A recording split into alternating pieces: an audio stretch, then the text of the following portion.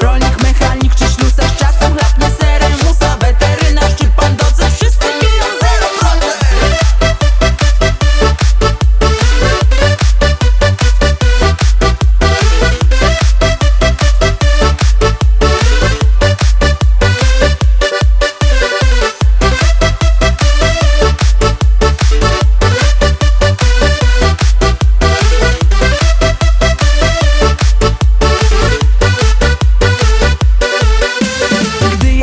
Trzeba się schłodzić, po co po 2 razy chodzić?